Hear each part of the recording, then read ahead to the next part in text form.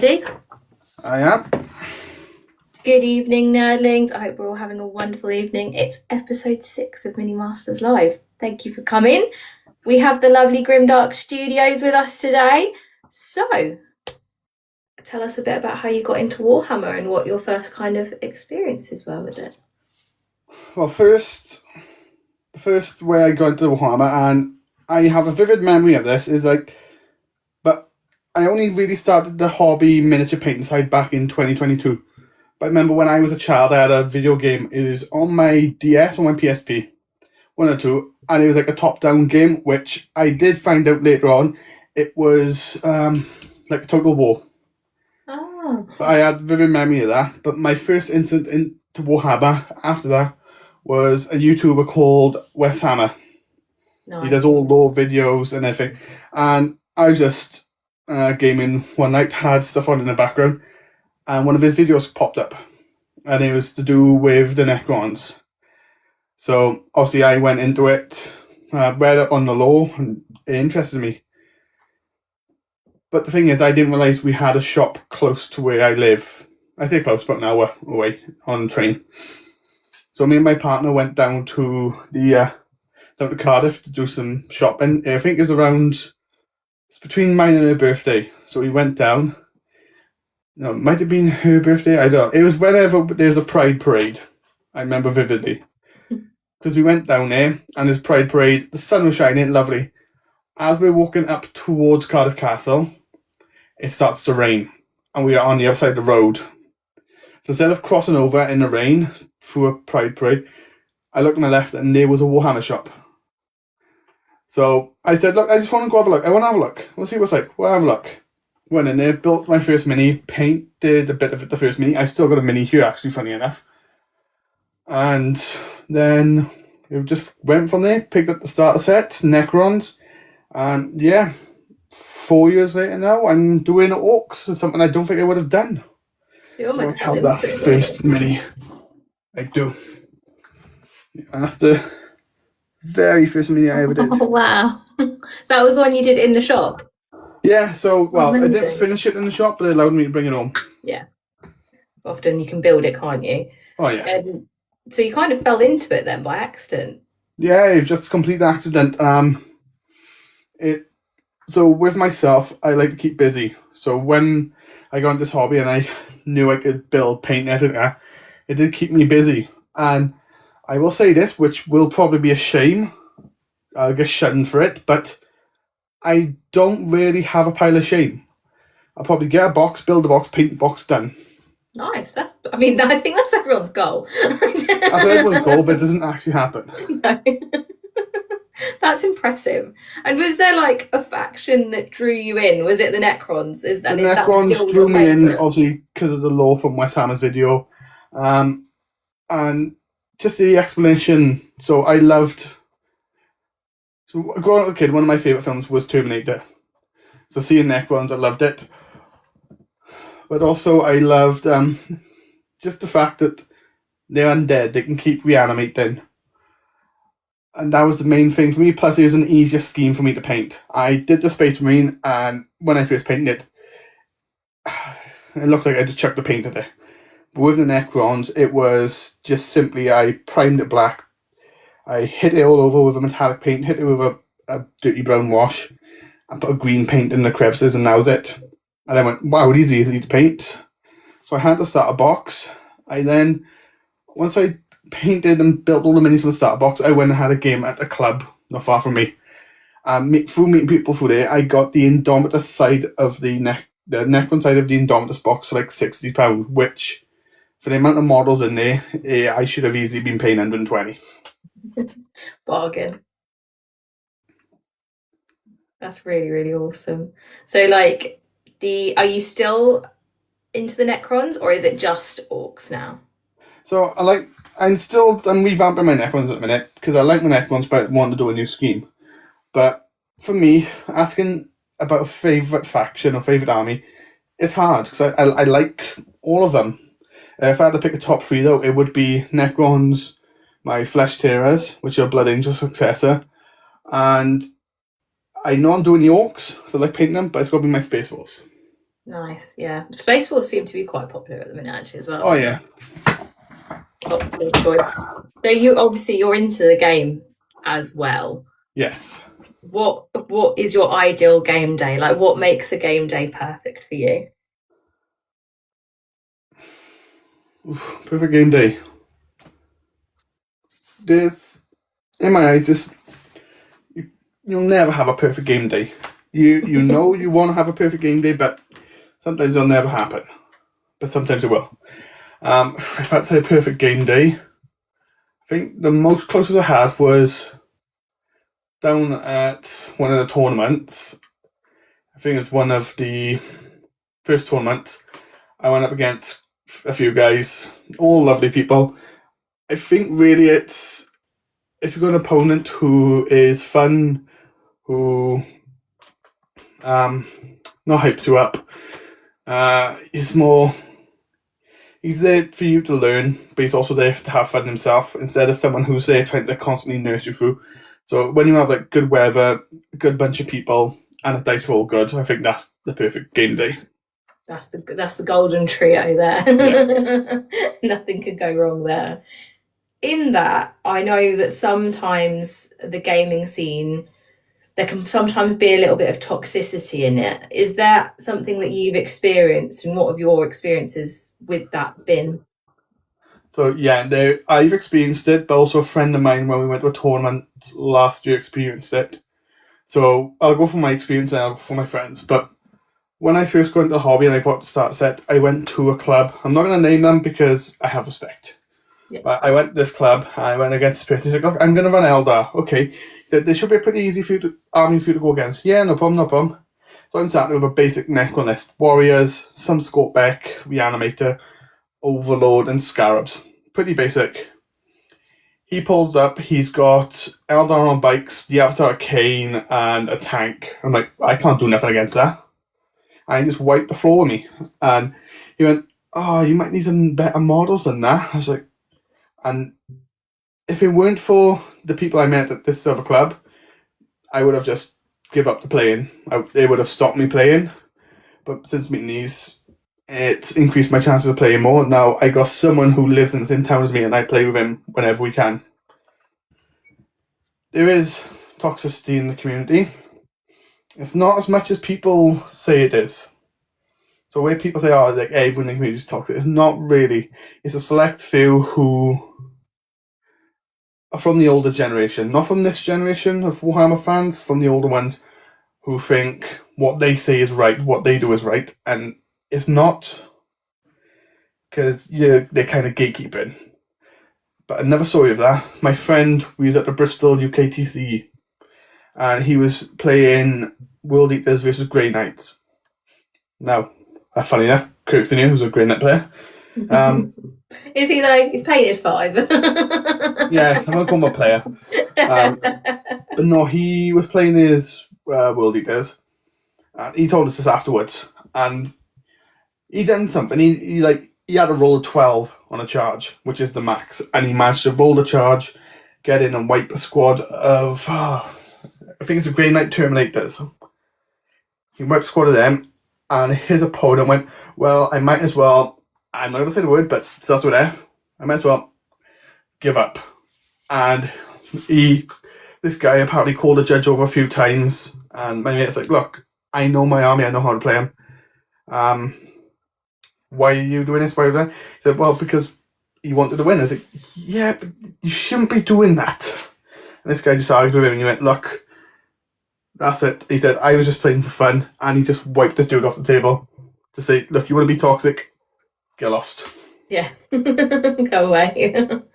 That's really good. And I mean, I think it makes a difference when you have a tutor that's not toxic. It can, like you say, you would have completely quit the hobby if it wasn't for you going to this new War Games club. And tell us that story. Like, who was that person that kind of mentored you in this new War Games club and helped fix it for you a bit?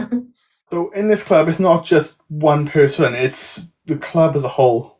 Nice. So there's quite a few people in it. There's one, Jack, he goes by Jack Cron on here. He If you have seen the videos of Loaded Dice, he is on there. Oh, no. He does all their live streams and their videos. He's an amazing guy. Another guy I know called Dan. Most of the people in the group have problems. I don't mean like problems as in physical, but like mental health problems. When we come together, it's just a laugh. It's going to be the same tomorrow. But yeah, just playing with them. They don't teach in the sense of they're gonna baby you. You're gonna be there doing everything. They're not gonna show you each step of the way. They're more of like, right, you play the game how you want to play it. And say if I've just done my command phase. They'll turn to me and go, "Are you sure?" They'll say it 3 or 4 times. "Oh, are you sure? You sure about that? You sure you finished?" And then they'll carry on. And then as soon as I realise I've done something, they'll go, "You realised?" But yeah, I said, "I'm happy to keep going." And they're like, "No, if you want to do it, you can do it." They said, "This is just a learning curve." But yeah, I think when someone gets a bit too babied in the 40k, I'm not saying don't. Like when you've got kids playing the game, it's best to take them step by step. When you've got someone like myself who's playing, if you go step by step, they'll probably think that they're being judged. Whereas if you let them play their way and let them see their problems or see what they're doing wrong, then they'll get that sense of, right, let's not repeat this. So it's almost like that gentle hand holding, making sure you're not pointing it out too obvious, but also it's like they got one of those extendable leashes for dogs. They got you on it, but they won't pull it back too hard. They'll pull back slow just to give you that little bit of a nudge. Yeah, just give you that little bit of boost. That's really nice. That sounds like an amazing War Games club that you've got. They're really involved with their new players. Amazing guys. That's brilliant. If there was a brand new nervous player sitting across from you, or like for everybody, what are the 3 kind of golden rules you'd say people should treat that person? 3 golden rules for people to treat them, or how they should feel, how they should think? I think how people should interact with them, treat that person like some both sides really as well, kind of. Yeah. So going on how people should treat them, I think it should be, don't bomb them with rules. Because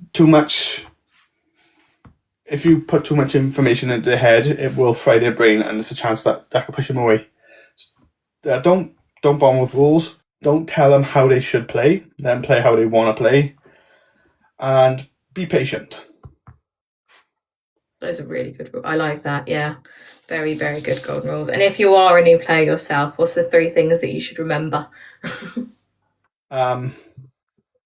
3 rules for a new player. Don't care what anyone else says. If you are having fun the way you're doing it, doesn't matter. Rule of cool. If you like that model and you want to play it because you like the look of it, play it because you like the look of it. Not because some meta chaser has told you, "Oh, this is the best unit, you can do this, do that." If you see a model, you think, "Huh, that's cool," go for it. And another thing is, just enjoy yourself, relax. For a new player, a 40k tournament like I'm going to do tomorrow is roughly 3 hours. And if it was an official one, they would be dead on 3 hours stop. Yeah. If it's a standard like casual game, take your time, learn your army.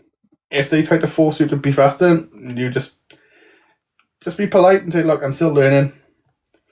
Learn your army on the go. Don't sit in the house with your head in the book, because what you read in the book is different from what happens in a game.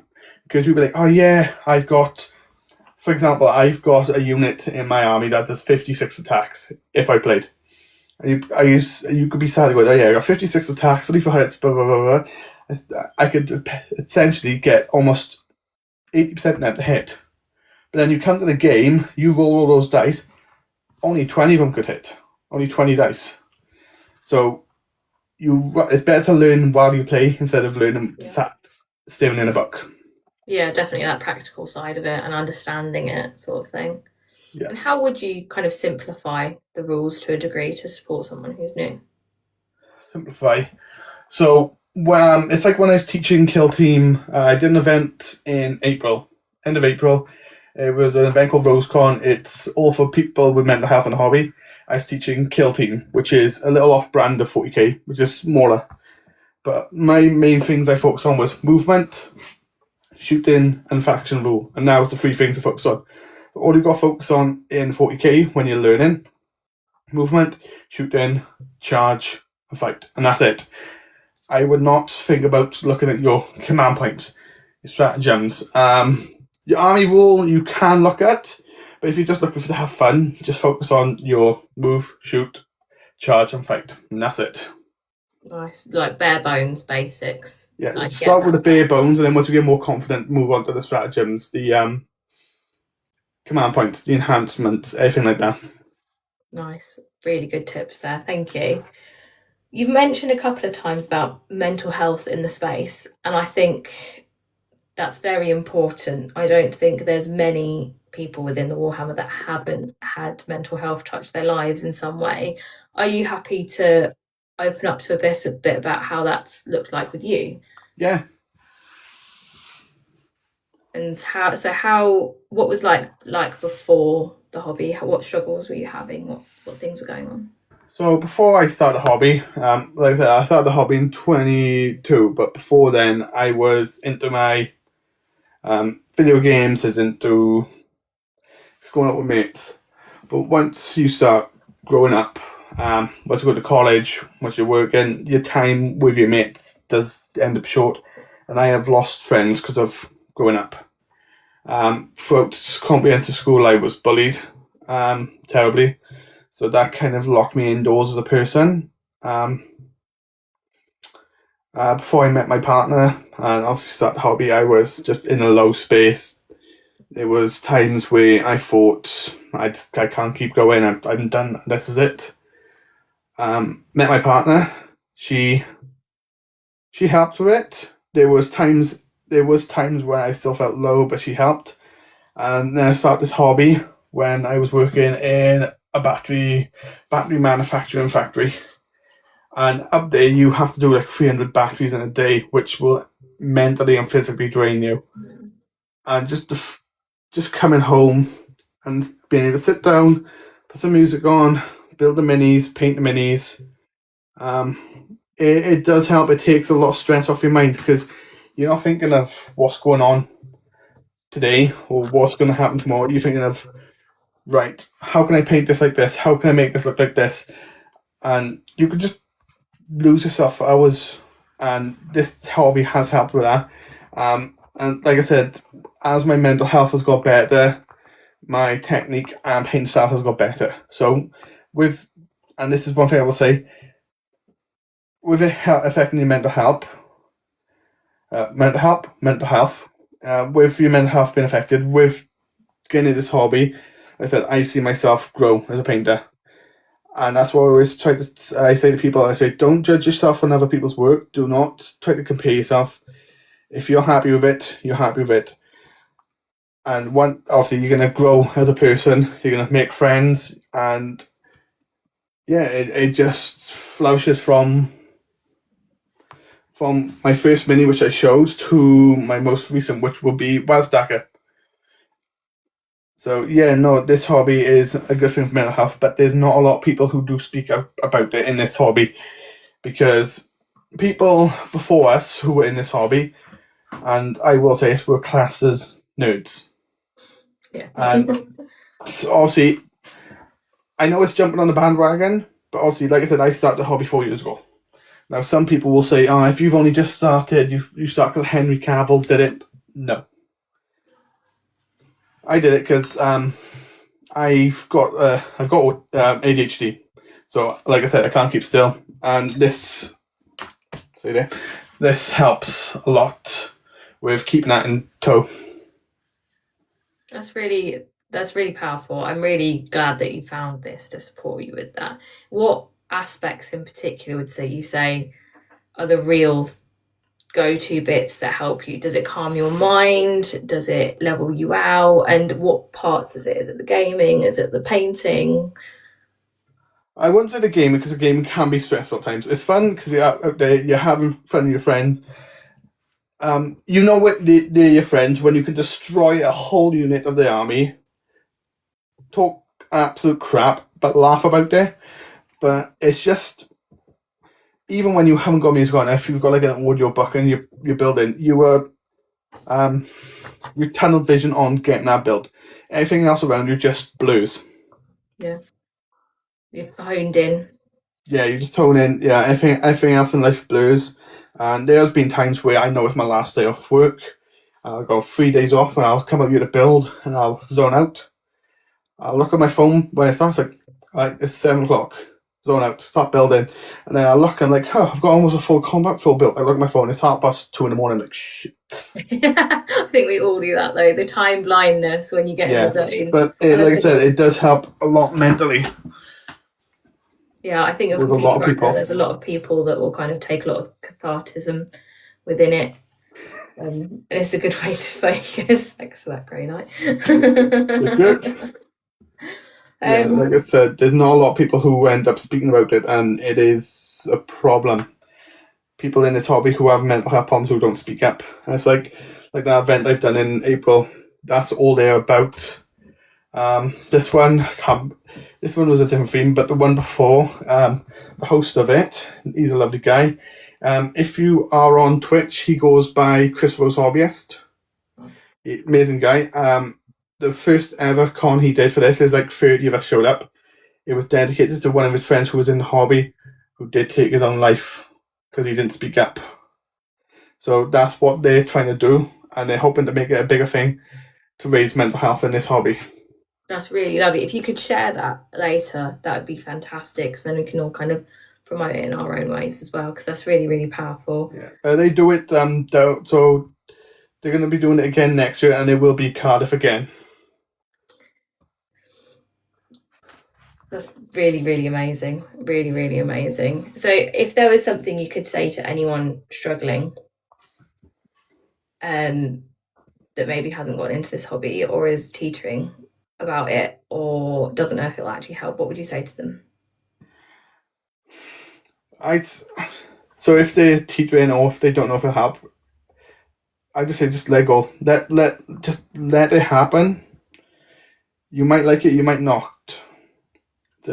But you will not know unless you get through. And if obviously when you meet the people who do have a very good first army, like there's always these jokes about Tower being the worst, other armies being the worst. But when everyone is at their lowest and you know they're your friends, none of that matters because you will have that good little safety net below you if you're feeling down. It's that community, isn't it? It's really strong. Yeah. We all have a community, I think. Really, really beautiful. We'll move slightly to the side now. I want to talk to you about your tools, techniques. I mean, some of what you do is absolutely beautiful, so I can't wait to hear how you achieve it, sort of thing. So, like, what would you say your desert island, I cannot live without these top tools?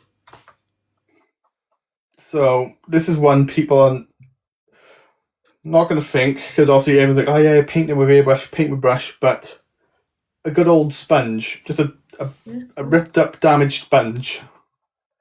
Because when I started, I was trying to do the heavy metal style, and I've just kind of teetered from that now because it's not my cup of tea. Now my cup of tea is I will prime the mini black, I'll cover it with Rhinox hide, and then I will sponge on the paint, which you still get those little markings of brown underneath, which gives it that very grim, dark, damaged look. So a good sponge, a good brush, and good brush, good sponge, and I don't know, good brush, good sponge, and A is hard.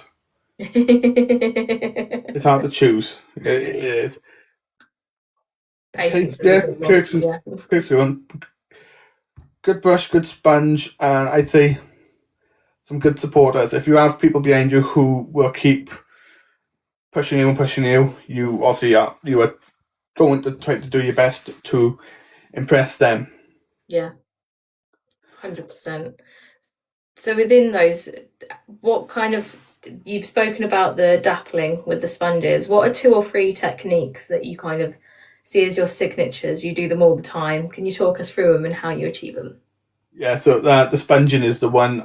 So I'll either take, if I'm doing a big model like a tank, I'll use a big sponge. But if I'm doing something like a Space Marine or a Necron, I will tend to use a very old damaged brush. Like I've got one here that I always use.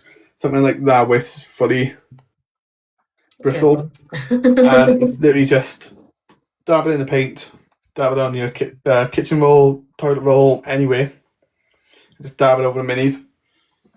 Because, like I said, I like to do a grimdark aesthetic. Yeah. So I don't like it too clean, but I don't like it too dirty. So I'll sponge the paint on, but then any highlights and very thin highlights, I'll do maybe very small lines of like a lighter blue. But it won't be like a pure line, it'll be broken up. But that's one of my techniques. And the other is, I did it on my Sanguinary Guard when I did them. Dry brushing. If I'm doing any metallics or any armor that's like pure gold, instead of just lapping it on with a standard paintbrush and just covering every recess, I'll prime the mini black and then I'll dry brush the gold on, dry brush up. So like I'll dry brush with my Sandguard. I did Balthasar Gold. Was it Brass Scorpion? Brass Scorpion. I then washed it with Seraphim Sepia, and then I did a dry brush on the top of the mini down, leaving all the recesses shaded with Retributor and Liberator Gold. And it will give you that kind of vibe that it's metallic, but it's obviously not going to shine everywhere. Yeah. Gives that kind of natural highlights and lowlights. Really, really beautiful technique. I use that one a lot myself. I think it's really, really nice. Gives beautiful metallics. Do you have your first mini with you? He's right by here. I'll switch the camera around so you guys can see. Right, spin this.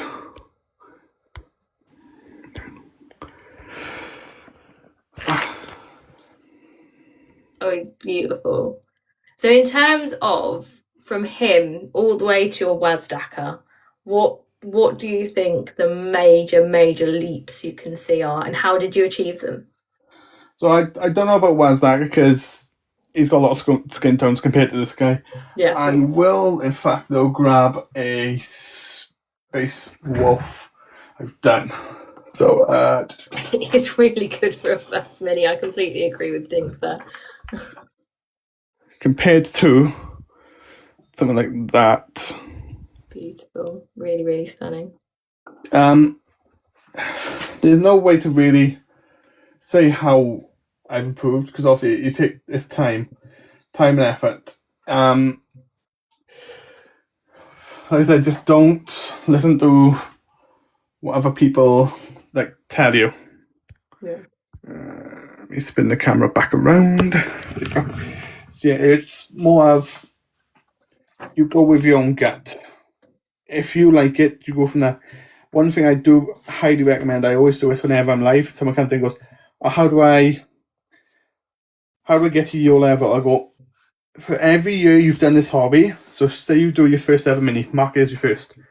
And then a year later from that, if you can get your hands on the exact same mini, paint that mini again, but with everything you've learned throughout that year.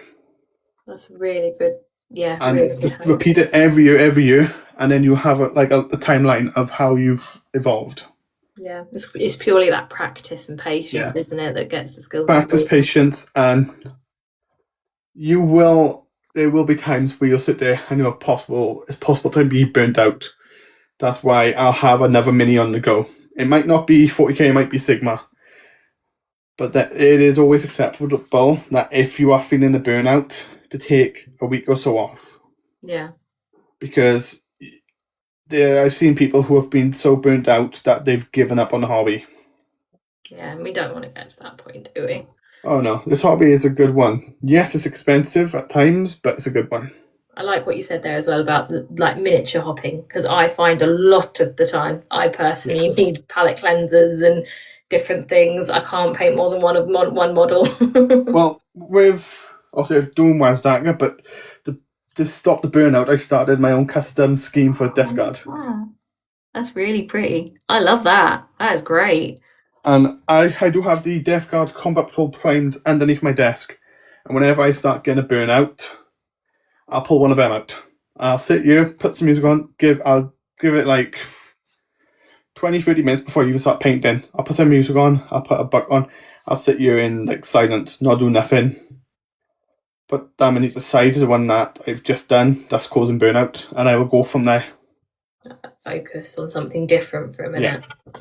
Really, really love that. Really, really good hacks there. Really like them. So going forwards now, we've gone back, we've gone now. Going forwards, what's the biggest upcoming personal project you've got going on right now? As you know, the Armageddon box is coming. Yes. And I am, since starting painting Waz Dagger, I absolutely, Fitzy. So you don't need to do what I do. Like I've said in my own lives as well, I do not care about the gifts. I just care about people enjoying themselves and being able to be themselves and ask any questions or ask for any tips. Anyway, tangent. Yeah, the Armageddon box. So since starting doing Waz Dagger and getting comments from yourself, Kirk, Sarah, and Dan Hammer, who is in here. I have seen him type a few times, which is, his comments is amazing because he is another brilliant painter. Yeah. And just seeing him loving my work, it just pushes me that much more to want to keep doing it. Amazing. Awesome. So the next big one will be the Armageddon box. Have you got any plans for it already? Or are you going to see how you feel and get it? So as I've spoken to a friend of mine about this, because me and him are going to open it down there live with him. But the scheme for the Armageddon box is all going to be matching Waz Dagger's scheme up here. So all dependent on which boy or which knob you are. If you are you're one of the big ones, you're going to have more red stripes than black. Nice. There's going to be a red and black striped armor. Any leather work like jackets is not going to be the black leather like you see on most. It's going to be the brown leather, which I used Dad Hammer's leather recipe, but I've also used another painter, Galway Paints, and I've just mashed them together, and it's going to be proper brown leather jackets, and yeah, proper, try to make them feel like a proper biker type of deal. I cannot wait to see those. You're going to update us, right? I'm definitely going to post them all over. Good. That's really exciting. And in terms of like your channel and your TikTok page, do you have any plans for the next like couple of years? Do you know where you'd like it to go? Those kind of things? I just like it to be a safe space for anyone who wants to come in, enjoy the hobby. Yeah, I've tried for over a year and a half now, since I've had people complimenting the minis, to try and get into small commission work so I can help others out. Also, you see people charging stupid amounts for commissions. Story about that, funnily enough. A friend of mine was asking me to paint Angron for him, fully painted, full detail. And he said, how much would you ask since I'm your friend? And I was looking at other people wanting £300 to £350 just to paint Angron. Like, that's really expensive. So I turned to my friend and said, look, if you buy the mini and pay postage back, I will charge you about £65 and I'll paint in full detail for you. Wow. I said, because I prefer to paint. I love to paint. I have more fun with it, but I also love the gaming side, but painting's the one. And if I can help someone who feels like they're not as good of a painter, if I can even paint them one mini that will possibly they can use as a test scheme, yeah, that I would happily do it. But yeah, no, I just want to be a safe space for anyone to come enjoy the hobby. That's amazing. And if you could snap your fingers, if you could snap your fingers and get rid of one struggle that you're having right now with painting, what would it be?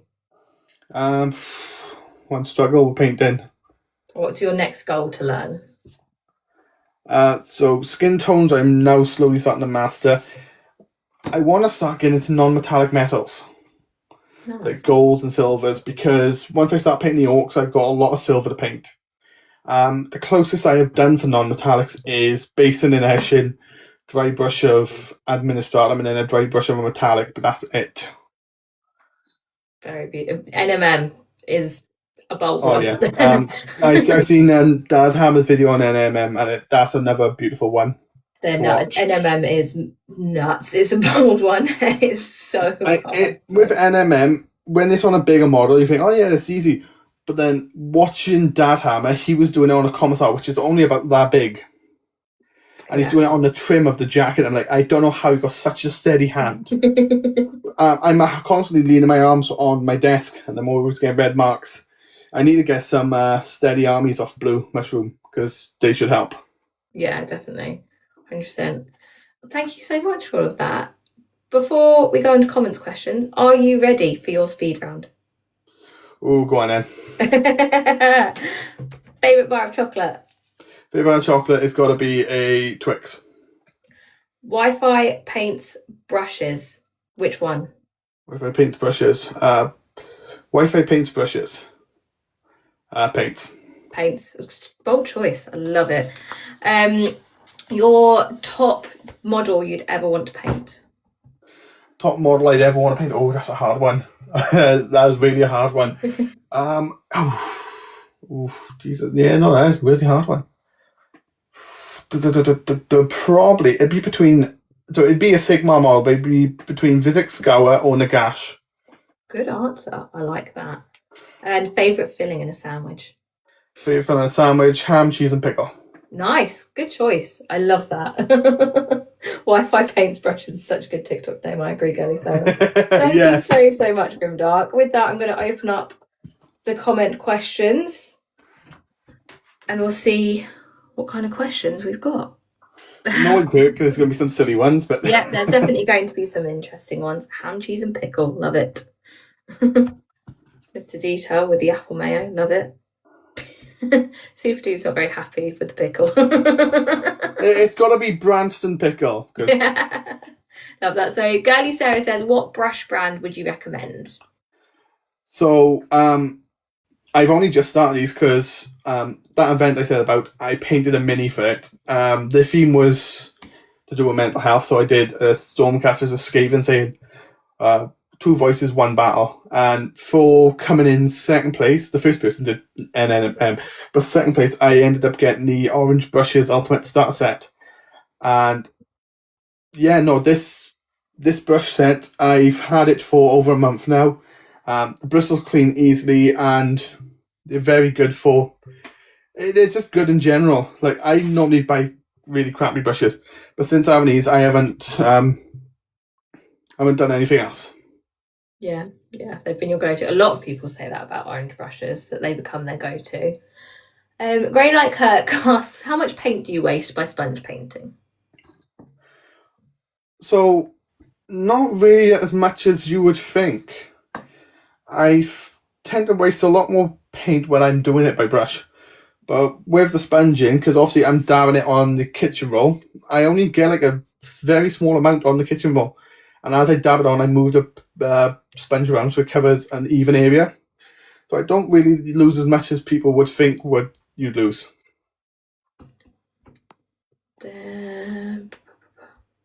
So a lot of people are saying thank you very much for talking about mental health, and I must agree with them.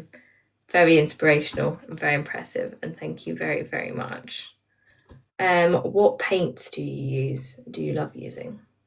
So I have not switched from this paint set. A lot of people saying, "Oh, you should. There's better paint brands," but everything I have painted has been from the Citadel range. Okay. So basic Citadel Warhammer paints is what I use, and people say, "Yeah, it's not the best. You got Army Painter, you've got Duncan Rhodes." I'm like, yes, but someone who is used to their paint, and someone who can't really get to afford buying the big sets, this is the... If you can work with what you got, then it doesn't matter if you were just using GW. You can do some phenomenal work with their paints. Yeah, so it's more your skill level than it is what paints you're using. That's a good sentiment. I do like that. Do you recommend the sponge grabbers, or are they not necessary? Says Dink. So it depends. I don't really use like a sponge grabber. And thinking it's the ones that's kind of like a claw when it goes over the brush. Yeah, Over I the think so. sponge. Like yeah. So now, do you know if you get like a dry brush and you get the big plastic circle part that's over the brush? Yeah. I will tend to keep one of them and I put the sponge in the end of there. That's a really good hack. I love that. It obviously because it fits and it saves you a bit of money. I go to the works and they'll have these like I won't say rustic, but like proper old primary school sponges with like the massive holes and everything. And I'll pick up one of them and I'll just rip a bit off, put it in there, and use that. Nice. And you get quite a few uses out of it. So one pack of sponges like that comes like 6 sponges. I think that's lasted me over a year and a half now, and I'm still only on the second sponge. That's very impressive. My goodness, there you go. Doing it on the cheap as well. Super Dude says that they got me orange brushes. Him and Grey Nutcracker did in fact get me orange brushes. I'm very excited to play with them. Miss Details agrees that mental health needs to be more spoken about within the community. Critical hits and miss. What's your favourite colour to paint with? Corn red all day. Because whenever you think of red, people think of vibrant. But with corn red, when you paint it on, it is vibrant. But once it dries, it gets darker and darker. With me doing flesh tears, which obviously is Blood Angels, and doing cloaks, red cloaks, everything like that. Just having that perfect bit of red for the cloaks as a base. Yeah, that's one paint I will happily always use. Love it. Girly Sarah asks, would you ever paint a miniature in different pinks? So there's a guy I know who has done it, and I am very tempted to follow in his footsteps. He's on Twitch, Hobby Time at Healy's. But for Breast Cancer Awareness Month, he paints a mini in all different shades of pinks. He's done Magnus. I can't remember the other ones he's done, but I know he's done Magnus just in pinks. And he's done it as a charity stream, so every bit of money he raised while painting that mini throughout that month went to like the Tickle Pink charity. Oh, I love that. That's really beautiful. I think that's a really good idea. I think we should all do that on TikTok. Thoughts processing now. I like that. What advice would you give someone struggling to paint because of their mental health? Find yourself a good group you can talk to. Because I've noticed this when I'm painting on my own, I'm not in a VC, I'm not in a live, and I'm not around friends. I tend to paint for a good hour and a half, and then I just switch off and I get bored. So just find someone and talk. That's the 2 biggest things I could give. I think that's the biggest thing that I've taken from this community, is we just kind of chill and paint together, and it makes everything a bit better. Evening newbie. Super Dude says, takes guts to talk about mental health. Well done, sir. Completely agreed. No one really does talk about it, so 100%. Dad Hammer asks, if 40k was real, which faction would you sign up for and why? I love that question. And this is a very simple one, and some people go, but why? Because they're just lifeless, soulless robots, but Necrons. Because everyone else is being targeted by the Tyranids. But Necrons are the only ones who do not, because they do not have any organic matter for them to consume. So they just steer away from planets that's got Necrons on it. I like that. The only one with some protection. Joining the pig club. Awesome. So that's the end of the question so far. We'll see if there's any more that come up in the next few minutes. But thank you so much. There's been some amazing tips and tricks and information you've given us this evening. And thank you everybody for coming in the comments. We very much appreciate it. Thank you for any gifts. If we didn't say thank you at the time, we are very grateful. It's just difficult when we're having an interview style thing to say thank you at the time. So it's like I said, I don't really care about the gifts. As long as I'm helping someone in this community, that's all I care about. 100%. We don't do it for that at all. One last question from the looks of it. If you're having a bad mental health day, how would you describe picking up that brush and dealing with it? So on a bad mental health day, you got people who, and this is the sad reality of mental health, you have people who will smoke to help with it. You'll have those who will drink, do anything they can to deal with it. And with me, when I pick up the paint, the brush, I know, I'm not drinking myself to an early grave or smoking myself to an early grave. Yeah. B, I know that even though I am suffering, something good will come out of it. You're working towards something positive.